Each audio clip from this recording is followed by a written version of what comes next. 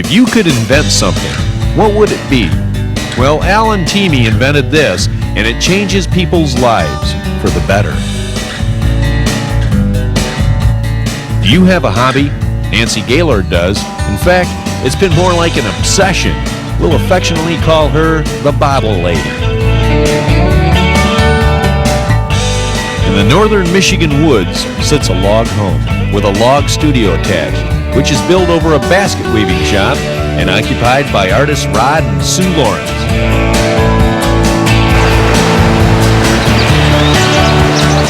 If you need to relax, you'll want to see the places and views on this segment. Where would people be without places to enjoy? And what would a place be like without the unique and interesting people that give it character? This is People and Places with Perry.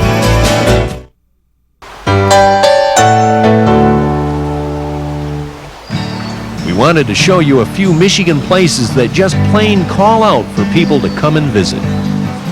It was early summer when we came upon Freedom Park just outside Rapid City. The park has a neat little boardwalk that literally hangs you over the river. The boardwalk directs you to a grass-covered path where you'll find a bench, then a little footbridge that looks like it came right out of a fairy tale. I don't know about you, but the sound of rushing water in a setting like this tends to wash away all my worldly cares. You know, this place is perfect for doing what most of us in our modern world don't do enough of. That's watching and listening to nature and its calming rhythm of life. If you find yourself near Rapid City someday, you ought to stop here at Freedom Park and drink in a little nature. One word: peaceful. To those who made this little park possible, thanks.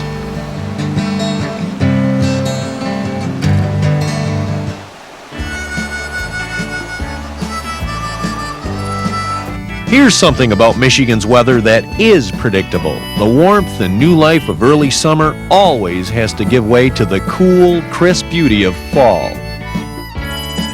We grabbed the camera one day and decided to take a drive and shoot some color wherever we found it. We found this patch of color along the side of northbound I-75 between West Branch and St. Helen. This is the view from M72 east of Grayling, looking down at the Asabo River. We found this little two-track road in the middle of nowhere. I love exploring these little roads. We found this neat little stream deep in the woods. Its fast-moving water was loaded with freshly fallen leaves. Well, okay, so sometimes you've got to give nature a little help. This has got to be one of Michigan's best-kept secrets. It's called Dead Man's Hill Overlook.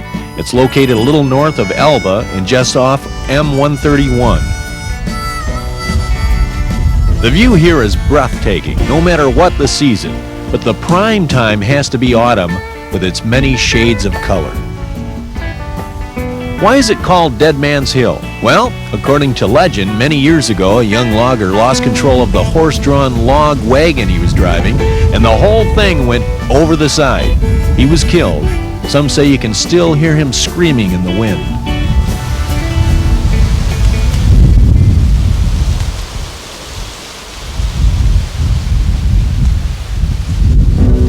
If worship is the ticket to peace and tranquility, we couldn't think of a better place than this to purchase the ticket.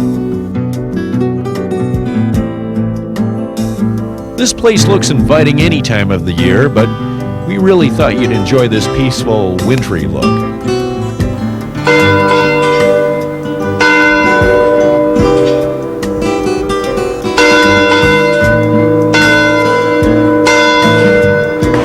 Well, halfway between Grayling and Kalkaska, you're going to find the Bear Lake Christian Church. I've driven by this place a number of times over the years, and it's always fascinated me because it's such a peaceful feeling. I don't know if it's the log structure and all the wood or just the setting here with all the pine trees, and it's just a nice place to be. People and Places will be right back.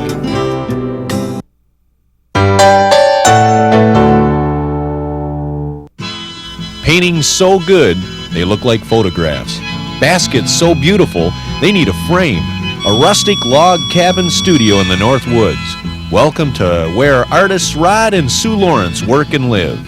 We're watching the master at work here, Rod Lawrence, who is a wildlife artist. We found him halfway between Grayling and Kalkaska, just off of 72, back up in the woods. He's got his log cabin. Attached to his log cabin is a log structure that houses his studio. And I guess if you're looking for inspiration in this kind of work, this is the best place to be. Where else would you be? Out here in the wilds, he's got places out this window here where he works, where he feeds the deer and gets inspiration. How long have you been doing this? As a full-time profession, this is my 23rd year. So you paint to sell the paintings, or do you paint for magazines? How do you make a living being an artist? I'm sure a lot of people are sitting at home right now going, he's living in the woods, it's beautiful, he's got a log structure here to sit in and work. How do we do this? A lot of my income comes from limited edition prints. So I have limited editions made of my paintings, and they're marketed across the country. And probably the other half of it comes from the sale of my original work. Now, what's this thing that we heard about, the stamp? You were in a contest to be on a stamp. Now, we're talking about a stamp that goes on postage, or a stamp for hunting? It's for hunting and for fishing. The DNR in Michigan sponsors a contest each year. And in order to fish for trout, you have to have a trout stamp. Or to hunt ducks, you have to have a federal stamp as well as a state stamp. And so I've been very successful in some of those competitions for the duck and the trout stamp. What's the deal up here on this? It looks like maybe a duck, real one. Yeah, this is just a museum skin. Actually, the head's fallen off, but this is a female wood duck, and it's just been treated, and I had it mounted with one wing out so that I can use it as a study skin. Generally, the bills and stuff fade out, so I can't count on those for color, but I can use this for feather detail and some of the iridescence when I'm doing a painting. Now, for the other colors, for example, these birds that you're painting here, the work that you're working on now, do you take photographs? Do you watch them in binoculars and what have you, and make a mental note, or take notes as to what their colors are so you're accurate? All of that, yeah. Everything above, huh? Yeah, there's so many things to try to remember about all the wildlife that you just can't have enough reference material. So I constantly shoot pictures and take notes and keep the birds around to look at, or go to the zoo or whatever, anything to help you. How long does it take you usually on say a portrait like this or a picture like this to get that done, completed? Well, once I've done the layout drawing and the research behind it, usually takes as much time as the painting. But to actually paint this particular thing probably took me about 2 days. Do you do a pencil drawing first and then paint over that, or do you just use paint from the beginning? I usually do some sketches in my sketchbooks, and then I do a full-size, what I call a layout drawing, and then I use tracing paper to make a tracing of my drawing so that I can transfer it to my painting board. What about strange requests? I've had a few strange requests, either some exotic pets or... like lizards, things like that? Or? Yeah. I had a woman who wanted me to do a pair of ducks mating as a color remark on one of her prints. Did you do it? I haven't done that yet. Are you going to? I probably will. Now, where are you going to find that action? Just go up to where ducks congregate? Yeah. While Rod is busy painting upstairs, his wife Sue is busy basket weaving downstairs. I prefer to do functional baskets, something that you can use. I do some that are more decorative, but I like to do the ones that are functional. I like to know that people are using them for something. Are there different kinds of weaves? Now, I see different types of material being used, but do you use the same basic weave in every basket, or are there different styles? There are different types of weave, but basically it's the same. I mean, once you get a hold of one or two different styles, then you can do any basket. Is it fun? It's a lot of fun, and it's very messy. Messy? Why? Because the material takes up so much room. It's not like Rod's painting, everything is confined to a small area. Basket reed comes in many sizes. And like your stuff behind us? Right, and so you have all these different sizes that you have to work with. And now if we're up in this area and want to get some classes, you do that most of the year? I do a lot of classes here now that I have a room to do it in, yes. Rod wouldn't give you any space upstairs, huh? No, he wouldn't, and he wouldn't give me the room with the big ceiling and the nice view. Now that's what I call an artistic couple. For more information about Rod and Sue's artwork, call 616-258-4724. You're watching People and Places. There's more up next.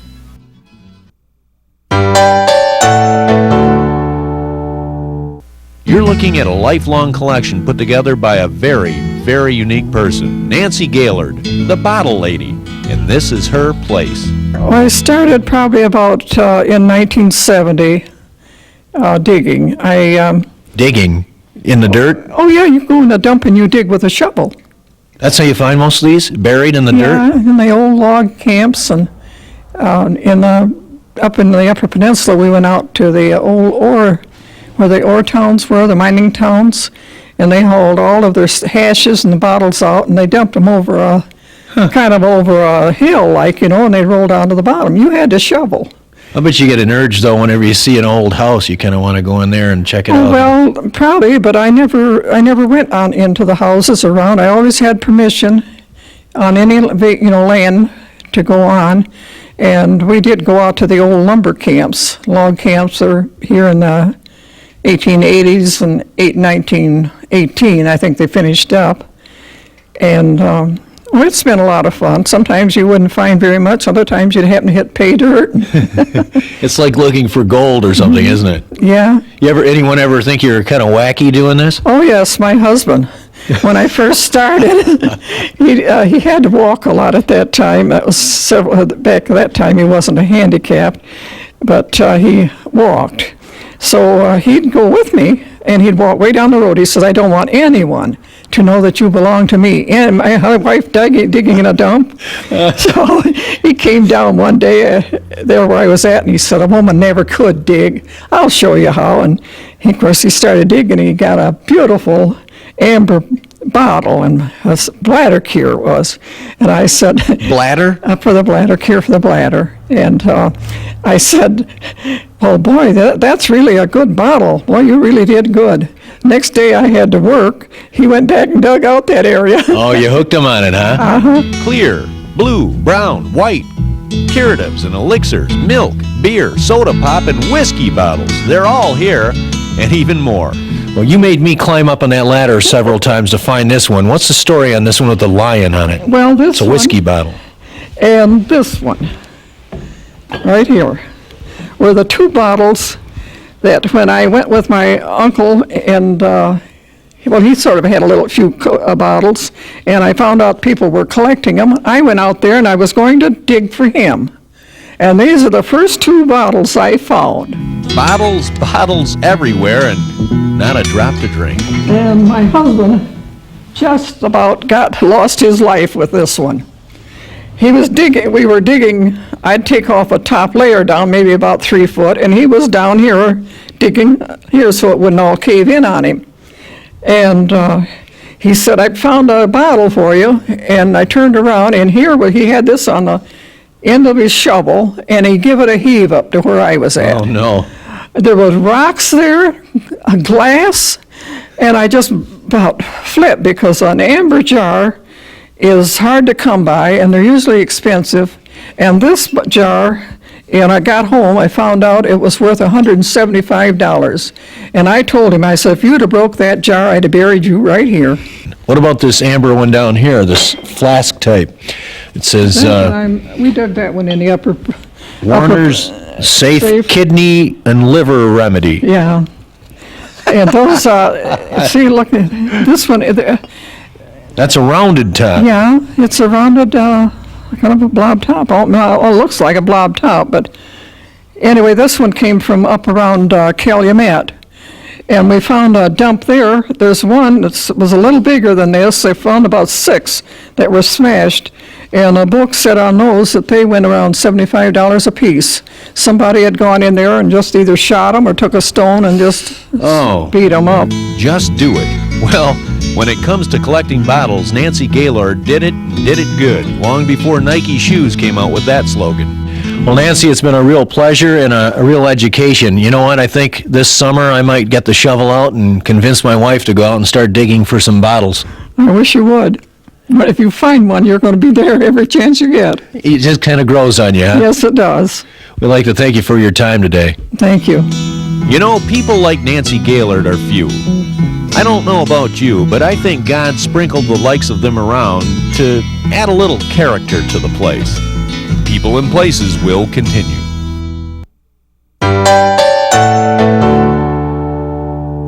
In Bridgeport, you'll find the Amigo Mobility Center. What they do here is make mobility carts for the walking challenged.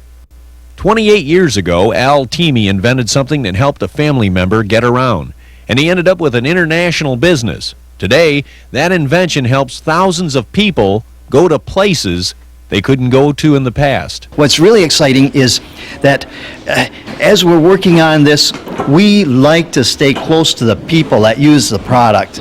And originally, we couldn't sell to medical dealers because they didn't know what it was. So I had to use people that were using the product. And at one time, we had over 500 people that had a walking impairment, limited walking, that were working as our sales and service people throughout the United States. So And they'd take it out and demonstrate it for you. yeah, they did, and they'd sell it then because they had the demo model. Then, as the idea took off and they started working through dealers, these people couldn't work as well. But now, for the last 7 years, we've been opening mobility centers, where that's all the centers handle are Amigo products. And they have that close customer intimacy Right. with our customers. That is what we've tried to do for years. We were told that this long-term testing goes on every day and in all kinds of weather. You see, the products made here have to work because they give people freedom. This is a very family-oriented and friendly company. We set out to meet some of the people who make these wonderful machines. What we found at this place was a very professional and dedicated group of people. Rob, Jeannie, and Mike are working on handles for future Amigos. We met Dwayne, who is busy at work. Now, are you testing this or do you use this? I use it. Yep, I'm handicapped from birth. How does it help your life? Oh, you wouldn't believe how much it helped my life. I mean, I can outwalk anybody in the mall. So places that you couldn't go before, you can go now. Yep. How long have you used one? Oh, 20 years now since I've been working here. So for quite a few years, you didn't have this ability, Right, I used to use crutches. Yep. which takes a long time to get to the checkout register, huh? Yeah, long time, a lot of effort. So Dwayne, does it get around pretty fast? I notice you going in reverse here quite rapidly. How's it go forward? Fast. Amigo doesn't have a high-speed production line. All the units are assembled by experts on an individual basis. This ensures quality and the ability to make individual modifications. Amigo sells over 5,000 units per year, and this is their only warranty repair area. Ron Peterson is almost like the Maytag repairman. What a testimony to quality. We talked with Amigo Chief Operating Officer Clarence Rivette. Tell us a little bit about the company. Now, you're international. What does that mean exactly? I mean, all over the world? Do we have people ordering these, or do you have sales offices all over the world? Well, just today, in fact, we were talking to our contact in Japan, and they placed an order, and we'll be securing a shipment of 100 units next week to Japan. So for us, international means almost over 20 countries today, Perry. And they're built here? All of them that are sold are built at this plant? They sure are, right in the facilities that you just got done touring, and we ship overseas every other day approximately. Do you have any plans down the road to build the product elsewhere in other countries? We've had some different offers in that regard with licensing and different technologies and things of that nature. I think it's perhaps in a 3 to 5 year window.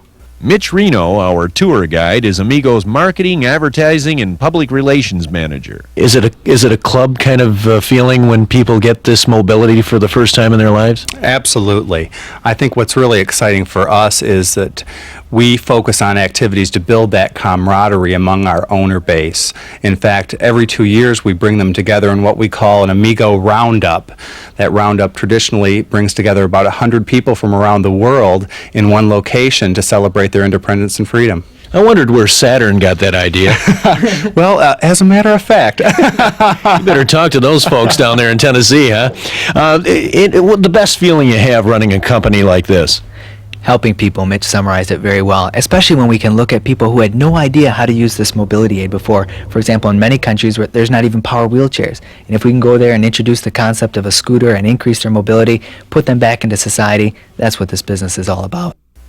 This Amigo cart is on its way to Alpena, Michigan.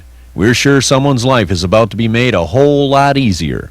How does it make you feel, personally, when you know you have invented something that dramatically changes people's lives? Well, it's kind of a humbling experience. You know, it's probably something that every man dreams of, person dreams of being able to do, to come up with an idea and then get it into production and know that it is used around the world and to help so many people. It's rather humbling, but then again, it is exciting to think that in our world we can do that, and how much more we have to do yet to give even further mobility to people that have trouble walking.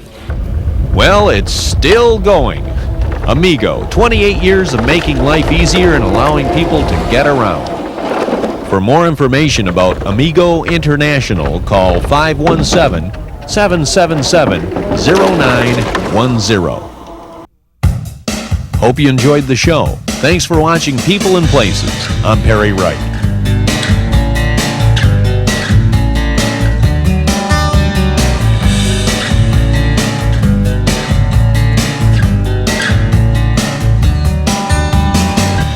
Your ideas are welcome. Send us a card. People and Places with Perry. P.O. Box 310875. Flint, Michigan 48531.